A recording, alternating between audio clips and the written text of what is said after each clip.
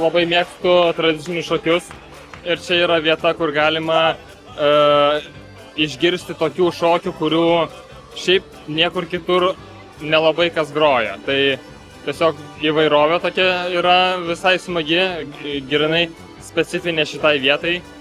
Atvažiuoja muzikantų, kurie groja tik tai čia, niekur kitur, tai dėl tos įvairovės.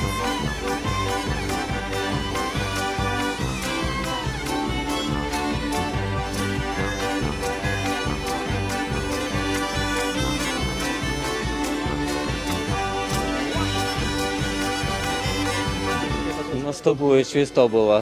Kiek šokų daug šokėjų, tai ir atmosfera visą palinka ir pakeliauti iš tobulą žemutį, tai ne, jau antrą čia.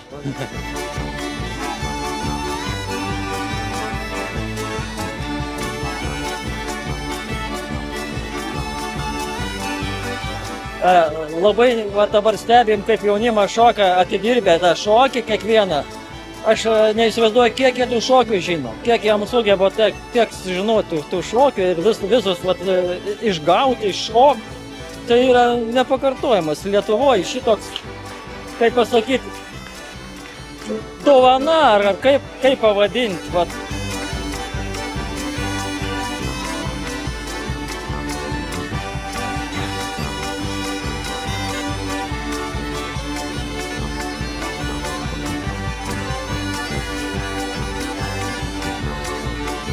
Aš taip galvoju, man turbūt labiausiai stebina, aš vis žiūriu ir stebaus, kad visų pirma, skirtingų kartų žmonių susirenka, o kitas dalykas, kad nerek alkoholį, nerek dar kažko, kad žmonėm būtų linksma. Kad jaunimo daug labiausiai stebiu. Ar pagrindinė tokie dalykai iš tikrųjų, kas džiugina.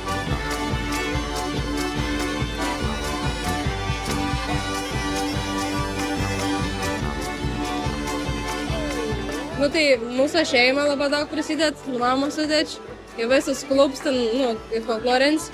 Ir dar pagrindinis žmogus tai Elena yra, kad pradėt visą projektą rašyti ir čia vis laik būn kartu ir komunikaciją vis atlikti.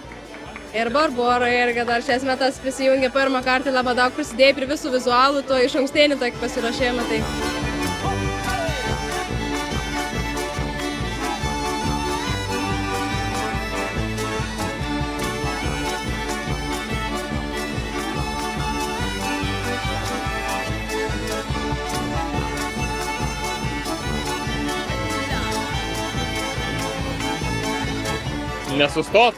Nesustot ir man atrodo labai svarbu kuo daugiau mokinti žmonės šokti, kad nebūtų užmirštų šokių.